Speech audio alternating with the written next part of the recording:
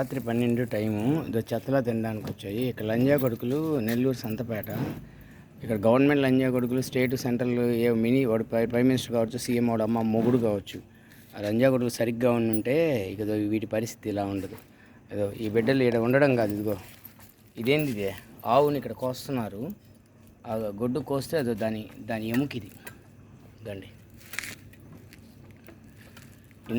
ఇంత విచ్చలవిడిగా ఉంది ఇక్కడ వీటిని కోయడం. వీటిని సాకేది కూడా తీసుకొచ్చి చెత్తలో వదిలేస్తారు. అవి నానా చెత్త తిని దాంట్లో పెంట, ఆడవాళ్ళ డైపర్లు అన్నీ ఉంటాయి. గ్లాస్ పొలుకులు అవి తిని ఒకవేళ కానీ వాటికి కానీ బాగాలేకుండా వస్తే కోసి అమ్మేస్తారు రాత్రికి రాత్రి. ఈ లంజాగొడుకు ఓట్లు కావాలంతే, ఎట్టపోయినా పర్లే.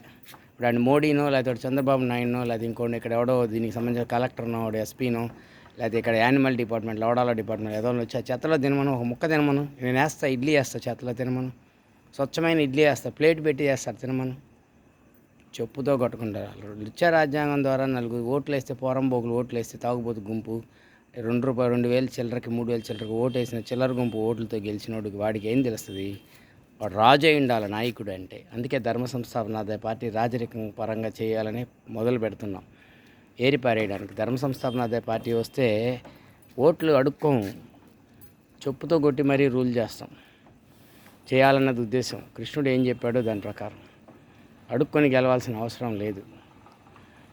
అంటే రద్దు చేస్తాం, ప్రజాస్వామ్యాన్ని రద్దు చేసి రాజ్యస్థాపన అనే కాన్సెప్ట్ని తీసుకొస్తాం. ఇప్పుడున్న పోరంబోకు రాజ్యాంగాన్ని కూడా రద్దు చేయాలని చూస్తున్నాం. మనకు అవసరం లే. ఎంత పొద్దున్న లేచి దెంగి దాడని మాత్రం పాలు, టీలు, కాఫీ కావాలి. ఇవి ఎన్ని బాధలు అన్నా పడినాయి. ఆడ చెత్త అంతా తిన పెంట తింటే ఆ పాలే మనం తాగేది. ఆ బుద్ధి అన్న తెచ్చుకోండి. ఆడగుంపు అయితే కనీసం వాటి అవి మొన్న నేను అట్టిపండు పెడుతుంటే అవి పేడేస్తాయంట, పెంటేస్తాయంటున్నాయి ఇక్కడ ఆడగుంపు. అలాంటి ముండలు ఉన్నాయి. అపురూపమైందమ్మ ఆడజన్మ, లవడాల జన్మ, సోది డైలాగులు, పాటలు, అవి డబ్బులు సంపాదించుకోవడానికి అంతే.